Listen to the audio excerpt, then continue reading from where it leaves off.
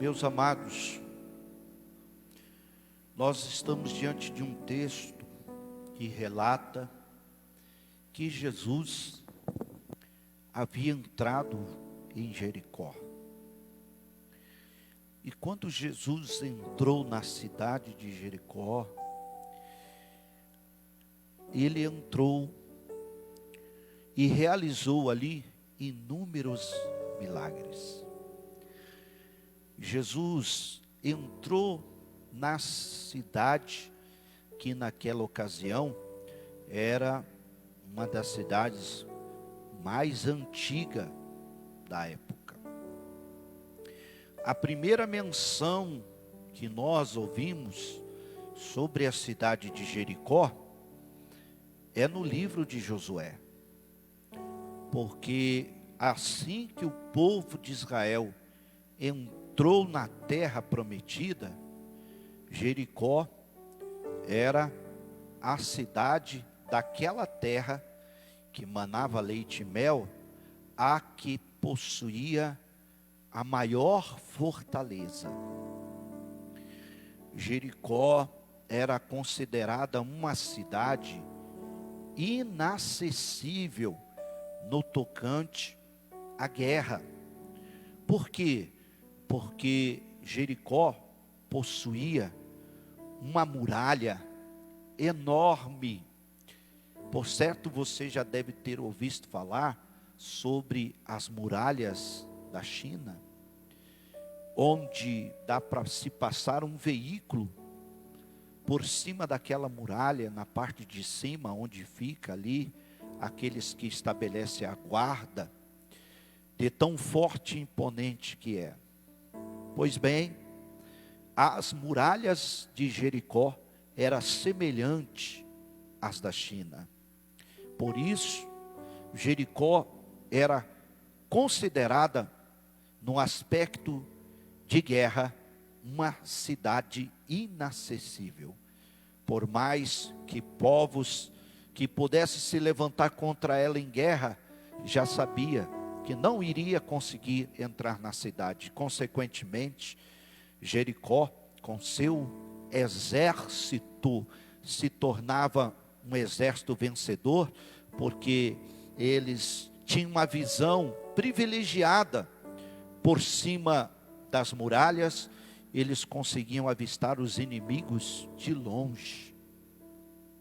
Então, Jericó se tornou um grande desafio, porque era a primeira cidade que o povo de Israel tinha que conquistar. E eles sabiam que Jericó era, em razão das suas muralhas, impenetrável. No entanto, Deus traçou um caminho de vitória, porque Ele já tinha garantido que aquela terra era terra de direito e de possessão do seu povo. Então era um obstáculo enorme, era uma barreira enorme, era uma cidade que, a julgar no aspecto humano, físico, Israel jamais iria vencer. No entanto, Jericó não tinha o general que Israel tinha. Jericó não possuía o Deus que Israel possuía. Então o Senhor, Ele deu vitória, Ele deu uma estratégia diferente a Josué, e as muralhas, símbolo, orgulho da segurança daquela cidade, ruíram ao chão, pelo poder do louvor, da adoração. Eles tocaram a buzina, eles adoraram, e o Senhor lançou por terra aquela muralha. Mas eu quero chamar a tua atenção por aquilo que está registrado no capítulo 6 de Josué, o versículo de número 26. Josué, ele já tinha recebido de Deus a palavra, a garantia de que ele iria conquistar a cidade. Josué já tinha recebido a estratégia de Deus para vencer o exército de Jericó. Então, quando ele, na batalha, ele está para então estabelecer ao povo de Israel a conquista, onde ele destrói tudo e ele se apossa da terra da cidade de Jericó. Ele faz uma coisa que não foi Deus que pediu para ele fazer isso. Não foi. Olha o que ele diz aqui no versículo 26 do capítulo 6. E naquele tempo, Josué os esconjurou, dizendo: maldito diante do Senhor seja o homem que se levantar e reedificar esta cidade de Jericó. Sobre seu primogênito afundará, e sobre o seu filho mais novo lhe porá as portas. Ou seja, ele lança uma maldição para o futuro daquela cidade. Deus não pediu para ele fazer isso. Ele fez deliberadamente, usando o nome do Senhor. E o que aconteceu? A palavra de Deus, igreja, é um livro de bênçãos, amém? Mas ela também é um livro de maldições. Maldição e bênção não andam juntos. É como luz e trevas. Onde a luz chega, a trevas vai embora. Se a luz sair, a trevas vem. Então bênção e maldição não pode andar junto. Mas Josué, ele era instrumento de Deus. E ele usou o nome do Senhor, conforme nós lemos aqui, para impor uma maldição. E essa maldição, ele impõe para o futuro. Diga comigo, para o futuro. Porque a cidade já estava subjugada. Ele já tinha se apropriado da cidade. As muralhas já tinham sido lançadas por terra. Não tinha mais vestígios de muralha, só escombros. No entanto, ele impôs aquela maldição. Ele disse: olha, no futuro, é como se ele dissesse assim: olha, no futuro, eu estou aqui amaldiçoando essa cidade. Se no futuro alguém se levantar para reedificar essa cidade, sabe o que vai acontecer com quem fizer isso? O filho primogênito vai morrer quando fundar essa cidade. E quando colocar sobre essa cidade as portas, o filho mais novo vai morrer. Pastor, mas isso aconteceu? Aconteceu. Veja aqui, olha, abra a sua Bíblia em 1 Reis, capítulo 16. 1 Reis, capítulo 16, o versículo 34. Bendito seja o nome do Senhor.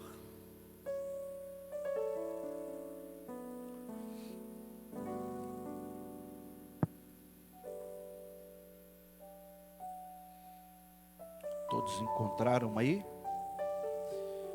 1 Reis,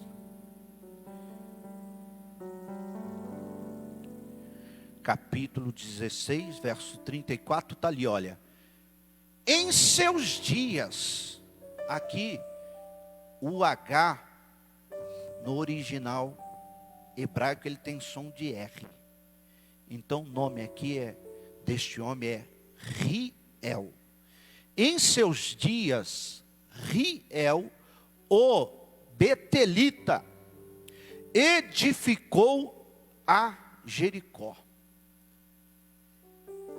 em Abirão, seu primogênito afundou, e em Segube, o seu filho menor, pôs as suas portas, conforme a palavra do Senhor que falara pelo ministério de Josué, filho de Num. O que aconteceu? Este homem perdeu seus 2 filhos. Morreu o primogênito, quando ele fundou a cidade, e morreu o filho menor, quando ele colocou as suas portas. Diga comigo, a maldição se cumpriu. A palavra de maldição que foi lançada se cumpriu. Então a cidade, ela foi fundada novamente. Amém, igreja? Amém? Quem está entendendo, diga amém.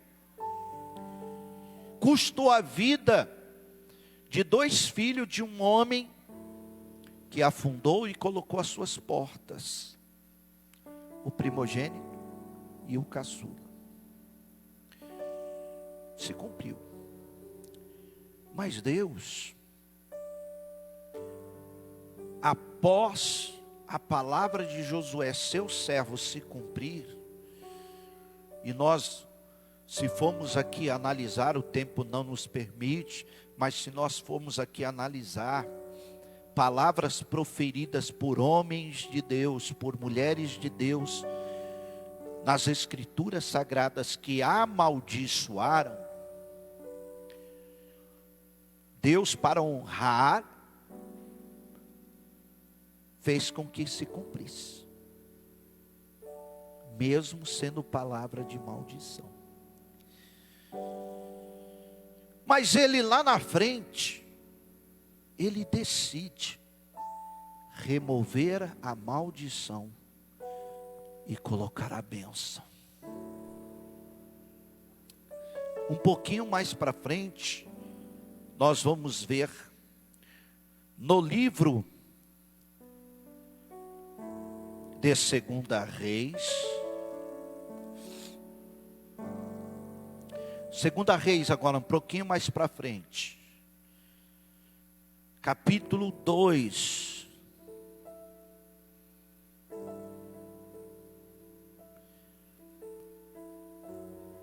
Versículo 15 a 22. Olha que extraordinário isso.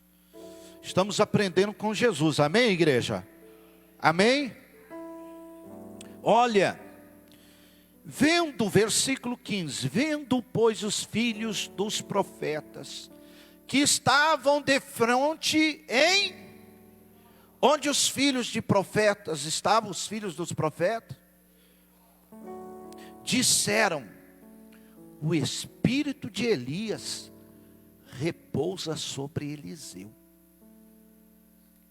E vieram-lhe ao encontro e se prostraram diante dele em terra. Ou seja, uma posição de respeito, de reverência. Eles entenderam que agora o escolhido de Deus para o ministério profético no lugar de Elias era Eliseu. Versículo 16. E disseram-lhe: eis que agora entre os teus servos há 50 homens valentes. Ora, deixai-os ir para buscar o teu Senhor. Pode ser que o elevasse o Espírito do Senhor e lançasse em algum dos montes, em algum dos vales. Porém ele diz: não os enviei. Versículo 17. Mas eles insistiram com ele, até que constrangido disse-lhe: enviai. E enviaram 50 homens, que o buscavam 3 dias, porém não o acharam. Ou seja, eles tinham esperança de que Elias ainda estivesse por ali, tivesse sido trasladado para um outro lugar, e não tivesse sido arrebatado aos céus. Eles foram, nada encontraram. Então voltaram para ele, pois ficara em Jericó. E disse-lhes: eu não vos disse que não fosseis? Verso 19.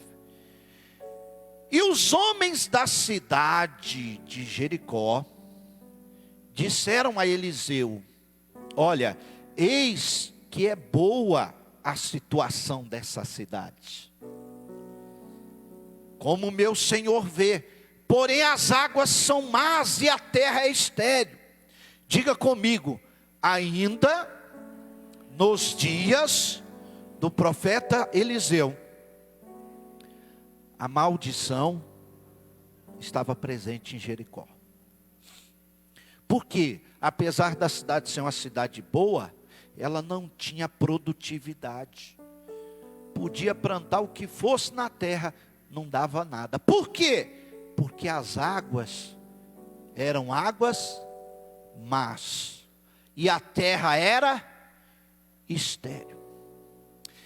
Irmãos, o profeta Eliseu, assim que ele atravessa o rio Jordão, ele vai iniciar o ministério dele. Então, Deus, o Eterno, escolhe uma cidade que foi amaldiçoada por um servo dele, que a maldição se cumpriu. Agora ele escolhe um profeta, um servo dele, para iniciar o seu ministério num lugar que estava amaldiçoado. E aí Eliseu entende: espera aí, o Eterno quer que eu inicie o meu ministério em Jericó, porque ele decidiu remover a maldição e impetrar a bênção. Quem pode levantar a mão e adorar o Senhor? Aleluia! Eu quero ser profeta de Deus nessa noite e dizer a você: se alguém te lançou uma palavra de maldição, se alguém um dia proferiu palavras de maldição contra a sua vida, você nessa noite pode ter convicção que Jesus vai fazer uma troca. Ele vai remover a maldição e colocar a bênção.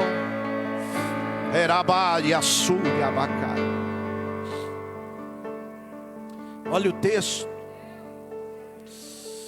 Profeta Eliseu, pode ver, a cidade é boa, mas ela está amaldiçoada ainda. As águas são más e a terra é estéril. O verso seguinte: e Eliseu disse: me traga aqui um prato novo, ponde nele sal. E lhe trouxeram. Versículo 21. Então saiu ele ao manancial das águas e deitou sal nele, e disse: quem disse? Assim diz o. Olha, Eliseu entendeu: não, eu estou aqui, Deus me trouxe aqui para começar o meu ministério profético, onde a maldição está presente, mas no nome do Senhor, assim diz o Senhor, eu estou sarando estas águas. Não haverá nela mais morte, não haverá nela mais esterilidade. Oh, aleluia. Versículo seguinte. Vamos ler junto, vamos fazer um esforço para a gente ler junto. Vamos lá. É só a máscara, não é uma mordaça. Vai lá. Ficaram, pois, sãs aquelas águas. Até que dia? Até que dia? Até que dia? Conforme a palavra que Eliseu tinha falado. E se Eliseu falou, ele falou no nome do Senhor. E se eu estou sobre esse altar, eu estou aqui no nome do Senhor para te dizer: Deus está trocando a maldição e colocando a benção. Deus está tirando a maldição e colocando a benção.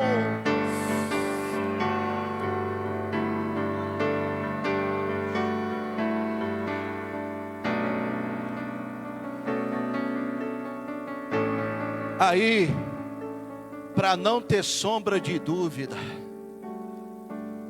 para ninguém questionar que Deus removeu a maldição e colocou a bênção, o pai fala para o filho: Jesus, meu filho, vai para Jericó.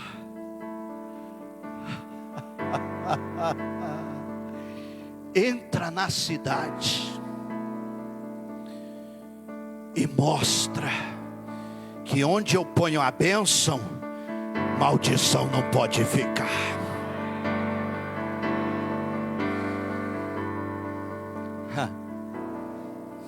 Jesus entrou em Jericó.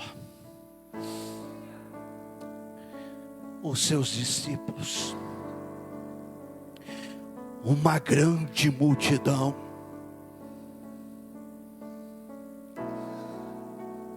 milagres, prodígios, maravilhas fluíram naquela cidade.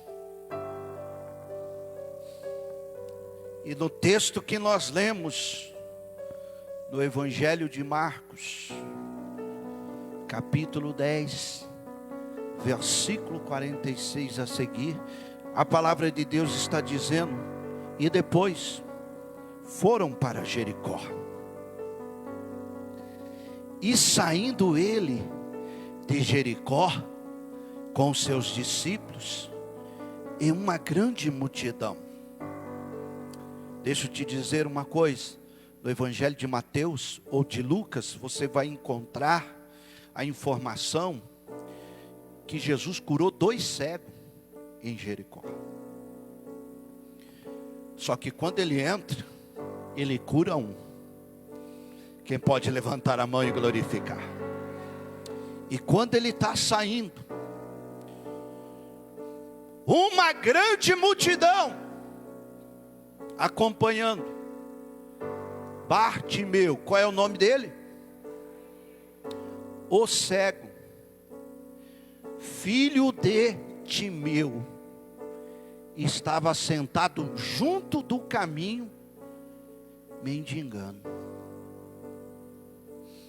Olha, aquele cego, Bartimeu, as escrituras está aqui revelando que ele possuía um pai, filho de Timeu. E apesar de dizer que ele possuía um pai, que o seu pai tinha o nome Timeu, e ele estava sentado junto ao caminho, mendigando. Pastor, quem era Timeu? Timeu foi um grande general do exército de Israel. Timeu comandou o exército de Israel em inúmeras batalhas. Timeu era um general que se aposenta, que ganhava ainda um salário como general aposentado, e que naquele lugar ele estabelece ali o seu comércio. Ele abre um empreendimento e ele então passa a ser um comerciante. E por ter sido general, ele lidera todos os comerciantes daquele lugar. E aí Roma vem para a Palestina e impõe um governador sobre a Palestina.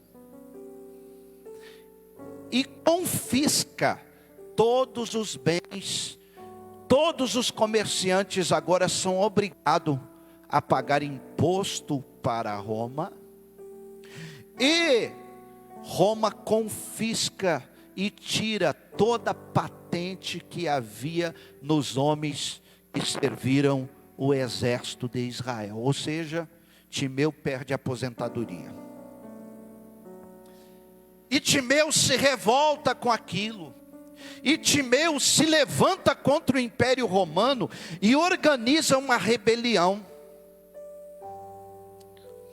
E Roma era cruel com quem levantasse contra o governo. Então, eles sufocam a rebelião, eles pegam Timeu, leva Timeu em praça pública e mata ele diante de todos, com requintes de crueldade. E aí eles pegam o menino Bartimeu, arranca os olhos do menino Bartimeu, e a capa de general de Timeu, eles dão para o menino Bartimeu. E eles dizem: esse menino será um exemplo vivo do que nós fazemos com quem é contra César, com quem é contra Roma. A partir daquele dia, o cego Bartimeu, que recebeu uma única herança de seu pai, a capa de general, passa a viver na beira do caminho e ser um mendigo. Fala para quem está ao teu lado: mais uma maldição. É por isso que a Bíblia diz: Bartimeu, o cego, filho de Timeu. Só que Bartimeu não esqueceu o que o seu pai tanto lhe ensinou, dizendo: meu filho, talvez eu não vou ver, mas quem sabe você poderá ver. Nós estamos esperando o Messias, nós estamos esperando o Yeshua HaMashiach, aquele que virá da descendência de Davi, da casa de Davi virá o nosso rei. Está conseguindo entender? E quando Bartimeu ouviu, versículo 47, ouvindo que era Jesus de Nazaré, ouvindo, ele não tinha mais os seus olhos. Pastor, isso está na Bíblia? Não está. Como é que o senhor está falando isso? Estou falando baseado naquilo que Flávio José, o maior historiador judeu, conta sobre esse episódio. Quando ele ouve: que barulho é esse? Eu estou ouvindo o som de muitas e muitas vozes. O que está acontecendo? Oh, Bartimeu, seu cego, é Jesus, é Jesus, é Jesus de Nazaré, está saindo da cidade com uma grande multidão. O quê? Sabe o que ele começou a fazer? Começou a clamar: Jesus, filho de Davi, tem misericórdia de mim. Aquele que um dia foi filho de um general, agora era um homem sem os seus olhos, que recebeu uma única herança do pai, a sua capa que estava sobre ele, e que vivia mendigando. Ele decidiu: eu não vou perder a minha bênção. Eu não tenho visão, mas eu tenho boca. E se eu tenho boca, eu tenho voz. E se tem voz, eu vou clamar. Alabaixourabacaias. Eu vou clamar, ninguém vai impedir da minha voz ser ouvida. Eu vou fazer com que o meu clamor chegue até Jesus. E ele começou a clamar: Jesus, filho de Davi, tem misericórdia de mim. Jesus, filho de Davi, tem misericórdia de mim. E aí as pessoas começaram a se incomodar. As pessoas chegaram e disseram: oh, cala a tua boca, seu cego. Ô seu mendigo, você está incomodando aqui. Para de ficar gritando. E quanto mais tentavam calar a sua voz, mais alto ele clamava. Se você está entendendo, levante a tua mão e adore. Quiseram parar, quiseram impedir, mas ele estava determinado. Eu vou chamar ele pelo nome que papai Timeu me ensinou. É Jesus, filho de Davi. É o filho de Davi. É o filho de Davi. É o filho de Davi. De repente,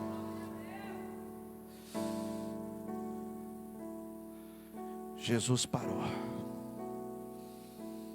Jesus para. A multidão para. Os discípulos param. E Jesus dá uma ordem. Jesus parou e entendeu: peraí, toda a maldição de Jericó foi removida. Agora é a vez dele.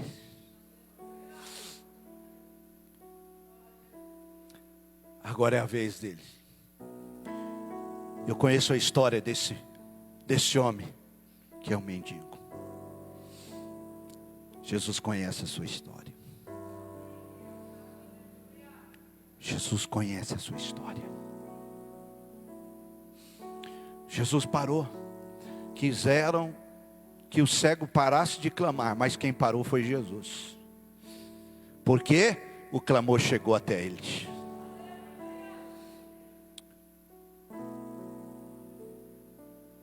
Manda chamar o cego. O que, mestre? Manda chamar Bartimeu. Aí, os mesmos que mandaram ele calar a boca, tiveram que ir lá e falar assim: Bartimeu, oi, Jesus mandou te chamar. Aleluia, aleluia. Bartimeu, tem bom ânimo. Bartimeu, levanta-te, que o mestre te chama. Aleluia, aleluia. Jesus ouviu o clamor, Jesus ouviu a súplica.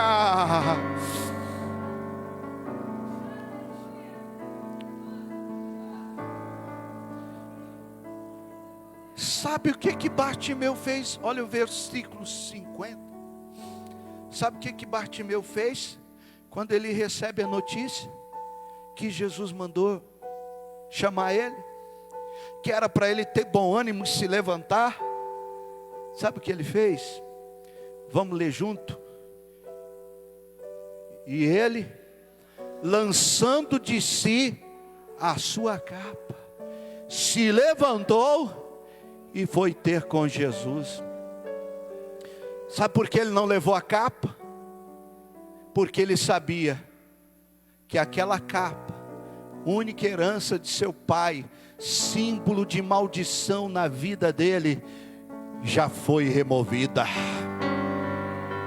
Ele olha, aleluia, agora entendendo que Jesus mandou chamar, ele pega aquela capa e joga ela fora.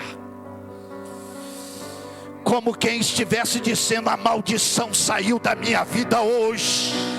Hoje Jesus está trocando a minha maldição por bênção. Essa herança maldita vai ficar para trás. Eu não vou levar capa não. Aleluia. Quando você entende que Jesus ouve o seu clamor, quando você entende que Ele para te ouvir e manda você ter bom ânimo, e manda você se levantar, você não precisa levar mais capa para Ele não. Por quê? Porque Ele já tem a bênção dEle liberada para a tua vida. Lança a capa fora do desânimo. Lança a capa da tristeza fora.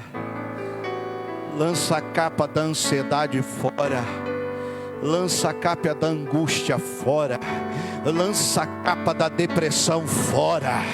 Lança a capa daquilo que o inimigo está querendo dizer é a herança maldita do pai, da mãe, do bisavô, seja lá quem for. Lança fora, porque Jesus está te chamando.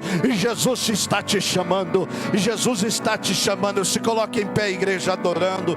Se coloque em pé, glorificando. Se coloque em pé, exaltando o nome do Senhor.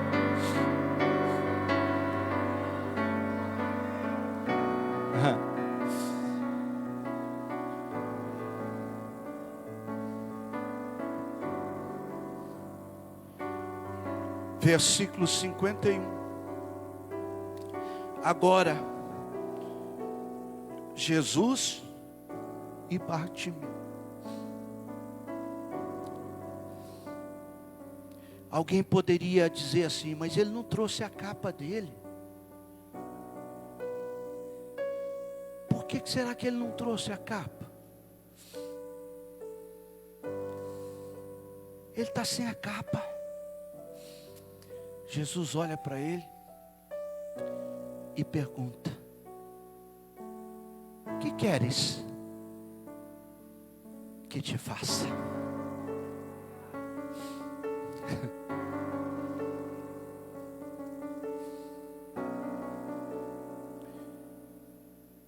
E o cego lhe diz: mestre, que eu tenha vista.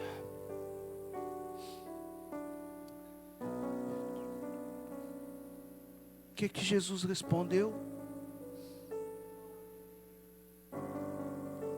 E Jesus lhe diz: vai, a tua fé te salvou. Olha, diga assim comigo: parecia que Bartimeu só tinha herança maldita, mas não. Ele tinha uma herança bendita do pai dele. A fé. A fé. A fé. A fé.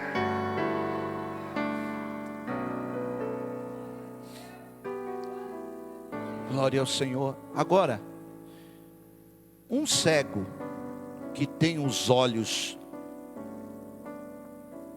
para poder enxergar, alguém pode até dizer assim: tem os olhos, mas não enxerga. Mas ainda é possível ser curado. Amém?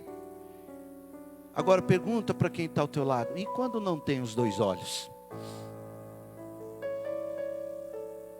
É por isso que ele disse para Jesus. Ele não disse assim: mestre, que eu veja. Ele fez o pedido: antes de eu ver, eu preciso das vistas. Mestre, que eu tenha vista. Mestre, arrancar os meus olhos um dia. Mestre, mas o Senhor tem poder de fazer nascer de novo. O Senhor tem poder de criar de novo.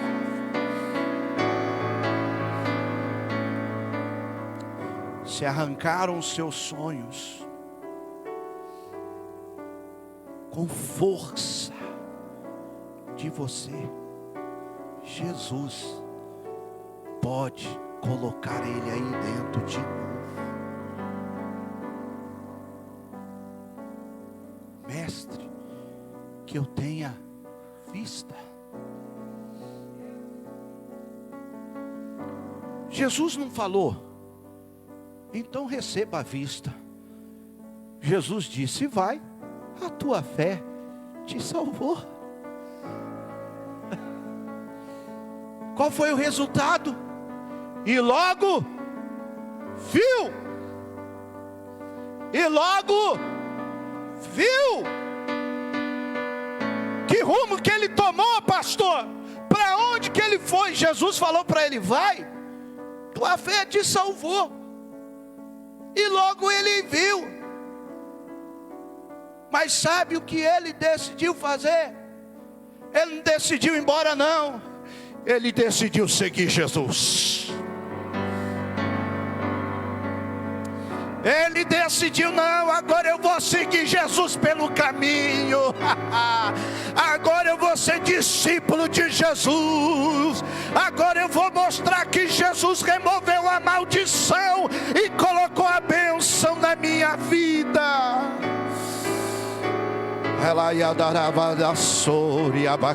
Quem pode levantar a mão e adorar?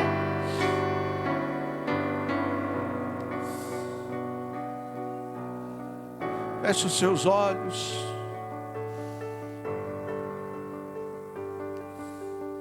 Jesus continua sendo o mesmo, igreja.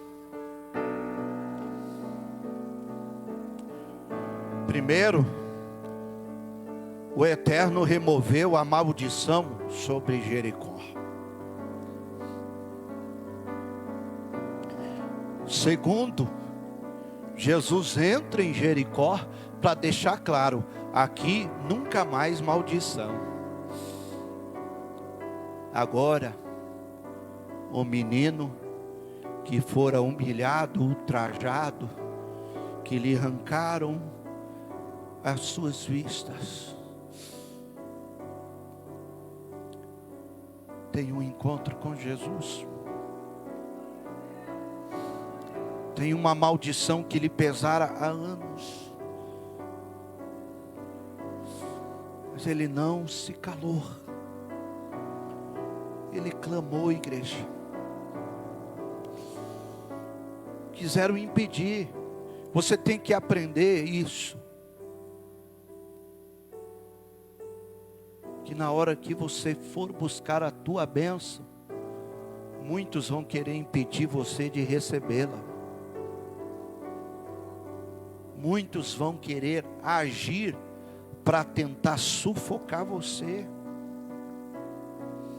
Mas esses que se levantam com essas atitudes, nada podem fazer por você. É como se aquelas pessoas dissessem o seguinte, não, para nós tá bom você desse jeito.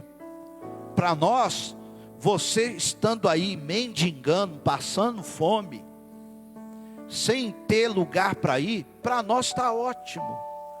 Nós não queremos que você saia dessa condição. Mas a conversa dele era com quem tem poder.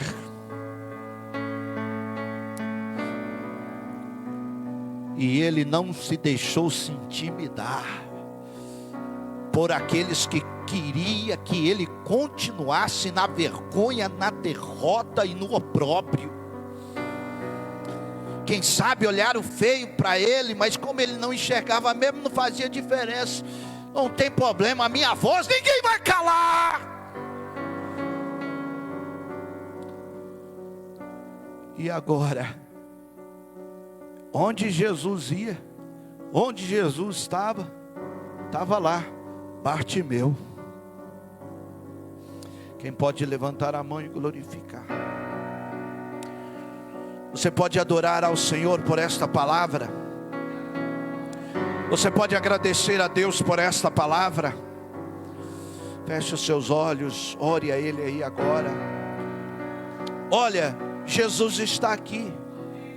Ele pode parar e perguntar para você: ei, o que queres que eu te faça?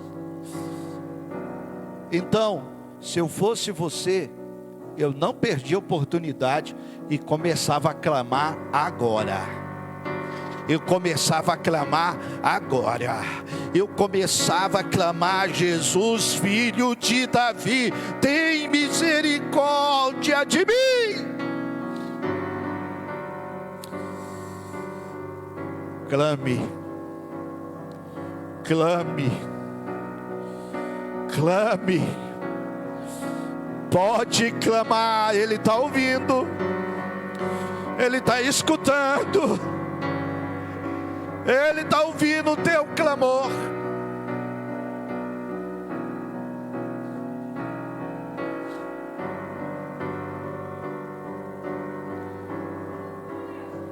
Você está na presença dEle, você está diante dEle. Ei, Ele está perguntando: o que queres que eu te faça?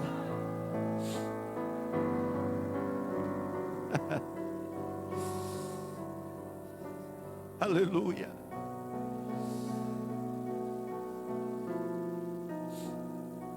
Chegou a tua hora.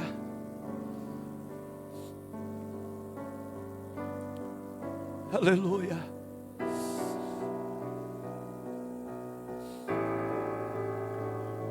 Obrigado, Jesus. Ele vai colocar um novo cântico na tua boca. Você vai ver que Ele respondeu o seu clamor, porque você teve fé para clamar, você teve fé para suplicar, você não deixou se intimidar por aqueles que queriam calar a tua voz, você clamou mais alto.